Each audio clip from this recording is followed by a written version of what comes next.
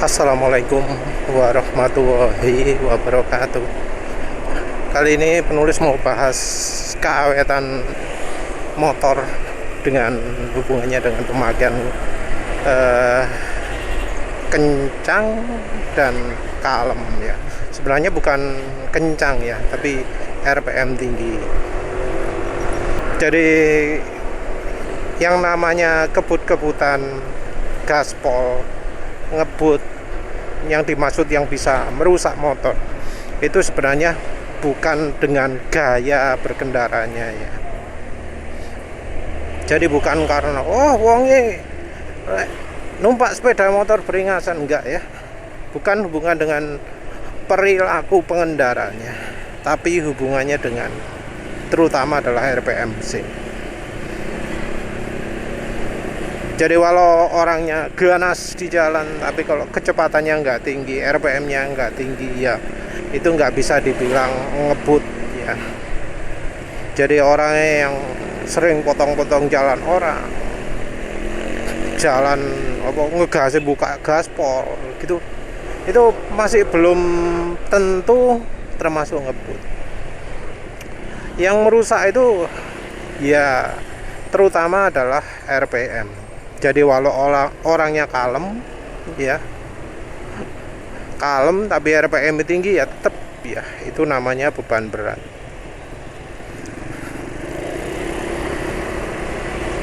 Tentu yang namanya beban berat juga macam-macam ya. Ada yang beneran beban berat, bawa beban berat sekali. Kalau motor matic itu biasanya yang kena itu bukan dari mesinnya dulu, tapi dari kiriannya dulu. Jadi entah kampas gandanya, entah beltnya. Jadi yang namanya berat itu sebenarnya macam-macam. Kalau mau diperlebar ya, kita juga bisa ikutkan misalnya jalan ya, jalan rayanya. Apakah jalan kecepatan tinggi di jalan rusak itu merusak motor? Itu relatif. Jadi yang namanya jalan di jalan rusak itu ada respon dari suspensi. Nah, motor berjalan di kecepatan tinggi di jalan rusak itu nggak mesti lebih merusak ya, karena yang bikin rusak itu adalah ketika frekuensi guncangannya itu sampai ekstrim, dan frekuensi guncangan ekstrim itu kadang terjadinya justru di kecepatan rendah. Jadi banyak ya penulis temui motor bodinya rusak itu bukan pada motor yang jalan di kecepatan tinggi, tapi pada motor yang kecepatan rendah. Karena jalannya itu saking rusaknya ya, sehingga kalau kecepatannya rendah itu guncangan jalan jadi sangat ekstrim. Jadi kalau yang untuk kasus penulis ya, di jalan raya yang bukan di jalan raya, di jalan yang lewat perumahan yang penulis tunjukkan, yang lewat jalan kecil, ada pinggir sawah belok itu ya, lewat kolam renang juga. Nah, jalan itu aspalnya kan nggak karu-karuan. Nah, di situ motor itu akan cepat rusak kalau jalan kecepatan 50 atau 60. Penulis kalau di situ opsinya ada dua, jalan 80 atau jalan 20. Nah, 50 atau 60 mungkin ada yang anggap itu masih pelan ya dibanding 80. Tapi bagi penulis ya, motor itu lebih anteng ketika jalan 80 daripada jalan 50. Jadi dalam kondisi itu jalan pelan malah makin merusak ya. Ya itu sebenarnya kita bisa rasakan juga. Seberapa banyak sih perubahan permukaan jalan itu sampai ke badan kita. Kalau terasa halus ya berarti itu ke motor nggak ngerusak. Kalau terasa berguncang-guncang ya itu ke motor merusak. Nah, jadi kita harus menyesuaikan lah ya yang namanya kecepatan. Nggak selalu lebih pelan, lebih lebih nggak merusak. Kadang kita justru harus kencang kalau jalannya kacau, rusak ya. Kayak gini nih, misal penulis jalan kecepatan 80 ya, itu bakal tenang ya dibanding kalau jalan 60. Ini penulis jalan 40, ini masih halus. Kalau jalan 60 lewat jalan situ tadi nggak akan halus ya. Jadi ada yang hubungannya dengan kecepatan. Ini ngomong kecepatan ya, bukan RPM. Kalau soal bodi motor, soal suspensi, itu ngomongnya soal kecepatan. Karena reaksinya suspensi itu relasinya hubungannya dengan kecepatan. Nah, untuk mesin sebenarnya ada juga di mana situasinya malah bikin mesin nggak awet, yaitu kalau RPM-nya terlalu rendah. Jadi mungkin nganggep wah RPM tinggi itu merusak mesin, selain itu juga boros, terus dipakai RPM terlalu rendah. Nah, RPM terlalu rendah ini juga merusak ya. Merusak karena apa? Karena yang namanya mesin itu didesain agar kondisinya baik kalau getarannya minim. Nah, ini artinya kita harus cari kecepatan atau RPM di mana mesin ini berjalannya itu halus. Ini terutama untuk mobil ya, karena penulis sering jumpai orang yang jalan RPM terlalu rendah sampai gak lancar gitu lah, nyendal-nyendal, jeduk-jerak. Nah, itu nggak sehat untuk mesin itu. Karena apa? Bebannya terlalu berlebihan. Jadi menjalankan mesin itu gimana caranya RPM-nya itu stabil, deng gitu ya, terus gitu. Jadi kondisi mesin paling awet itu adalah ketika mesin itu paling halus ya, paling halus. Ya tentu ini diiringi dengan hal yang lain-lain juga ya, seperti misalnya pelumas lah, tapi pelumas bahas nanti dulu. Kalau untuk mobil ya, untuk mobil terutama kondisi mesin paling awet itu adalah ketika kondisi mesin itu paling halus, paling lancar. Ini RPM-nya beda-beda untuk tiap mobil atau tiap motor juga sih. Kalau kita ngomong awet loh ya, kalau kita ngomong awet, nah itu kita harus cari kondisi di mana mesin itu paling halus, paling stabil, getaran paling minim. Kenapa? Ya, getaran itu sebenarnya merupakan tanda bahwa ada ketidakseimbangan gitu ya. Makin sering kita menggunakan putaran mesin yang nggak seimbang, maka ya getaran ini yang mengindikasikan adanya ketidakseimbangan akan lama-lama membuat bearing ya terutama itu jadi makin dipaksa untuk keluar dari senternya. Nah, ini karakternya betul-betul harus dicari, karena ada kendaraan yang halusnya itu di RPM tinggi, ada yang halusnya di RPM agak rendah. Bukan rendah ya, karena kalau rendah sekali ya biasanya nggak smooth juga. Jadi kalau betul-betul ingin membuat kendaraannya awet, dijalankannya di RPM di mana mesin itu paling smooth. Paling smooth ini ya harus dicari, karena ya namanya pabrikan akan mencari RPM akan membuat kendaraan itu paling halus di sekian RPM gitu ya. Penulis lupa motor apa ya dulu ya. Jadi penulis tahu ada sweet spot gitu ya. Penulis pakai di RPM yang getarannya besar. Yang terjadi apa? Makin lama getarannya makin besar sampai akhirnya butuh ganti bearing. Jadi itu ada terjadi ya. Kalau motor sekarang kayaknya secara balancing kebanyakan sudah bagus ya, atau balancingnya terutama pada RPM tinggi. Jadi makin kencang makin halus. Kalau dulu kayaknya makin kencang makin getar. Motor apa sih yang makin kencang makin getar? Oh iya, dulu pernah naik GL 125 kalau nggak salah.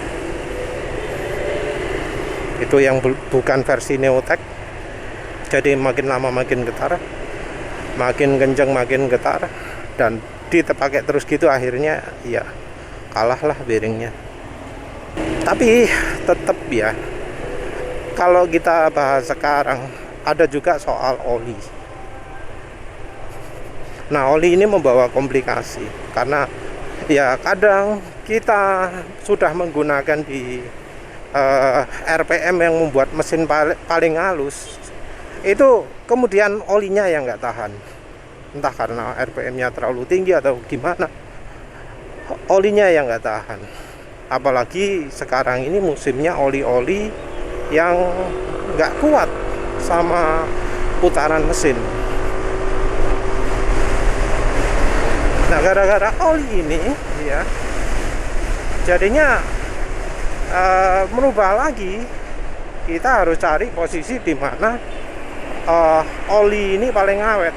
Jadi bukan dari sisi apa, di mana getarannya paling besar, paling kecil, tapi juga harus mencari kecepatan atau RPM di mana oli itu paling awet.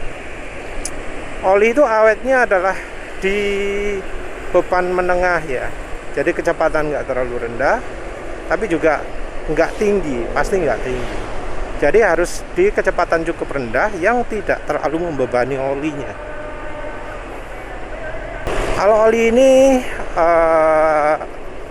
harus dari coba-coba ya untuk tahu di RPM berapa mesin itu tidak terbebani. Karena contohnya kalau di motor penulis ini 70 km per jam itu masih belum yang membebani mesin. Tentu ini kalau kecepatan kalem ya, maksudnya akselerasinya nggak ngeget gitu ya, kecepatan dinaikkan pelan sampai kecepatan 70 itu masih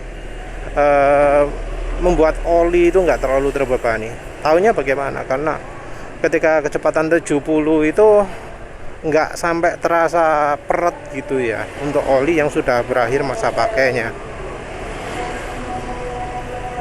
Kalau kita bicara soal oli ya,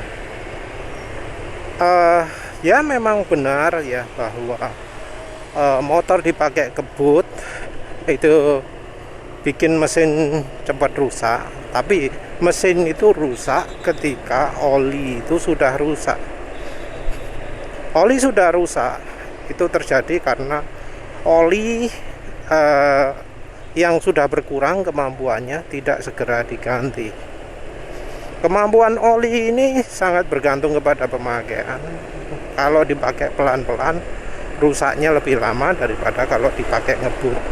Bedanya bisa sampai ya 5-10 kali lipat lah, anggap baik kayak gitu. Jadi dipakai kalem-kalem jalan 50-60 itu olinya bakal jauh lebih lama rusaknya dibanding kalau dipakai jalan 100. Nah, ada yang ngomong kalau pengen motornya awet jangan dipakai ngebut. Ya itu sebenarnya salah ya. Karena ya motor itu juga didesain untuk dijalankan di kecepatan maksimal. Kalau motor nggak bisa dipakai di kecepatan maksimal, ya itu salah desain itu. Yang harus tahu adalah ya gimana caranya motor bisa awet walau dipakai di kecepatan tinggi. Nah ini ada caranya.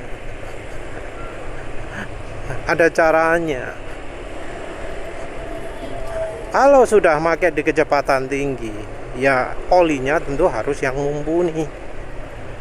Kalau pakainya kecepatan lebih dari 70, ya harus pakai oli yang lebih baik. Taunya gimana oli itu layak dipakai di kecepatan tinggi? Ya taunya adalah olinya nggak bikin suara mesin kasar ketika dipakai di kecepatan tinggi. Olinya harus tetap bikin suara mesin halus, bikin mesin tetap licin, bikin mesin tidak terhambat walau dipakai di kecepatan tinggi. Nah, banyak orang yang sepertinya mengabaikan itu. Mereka pikir, oh beli oli mahal 180.000 dijamin kuat untuk touring gitu ya. Padahal ya tergantung dari touringnya juga ya. Kalau touringnya kecepatan rendah ya bisa aja awet lama. Tapi kalau touring kecepatan tinggi ya butuh oli yang mumpuni. Jadi ada alasannya mengapa kok di MotoGP itu olinya beda daripada oli yang dijual untuk masyarakat. Yang paling kelihatan itu merek Ippone ya. Karena Ippone yang dijual yang dikasihkan ke tim MotoGP itu 0W40. Jadi kemungkinan bahannya juga bukan bahan grup 3+. Sementara yang dijual di masyarakat itu 10W40 yang kalau di keterangan itu adalah hydrotreat. Nah, itu wis apa ya? Tanda masalah besar lah. Kenapa kok bisa sampai beda yang dikasihkan ke pembalap MotoGP dan ke orang biasa? Ya tentu penulis rekomendasinya juga nggak harus selalu mahal itu ya. Karena ya ada seperti oli Mesran SI40 itu kan cukup murah, itu bisa tahan digeber. Ada sudah beberapa laporan baik yang naik motor bebek, motor laki, motor matic, Fortuner, Pajero.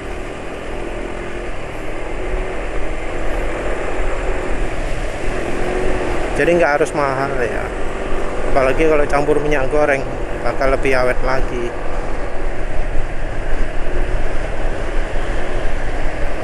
Yang jelas ya, untuk bikin motor atau mobil awet itu tidak cukup hanya dipakai pelan saja, nggak pernah dipakai kencang. Motor dipakai kencang sekalipun pun ya bisa awet ya. Walau tiap hari digeber, walau tiap hari kencang, bisa dibuat awet.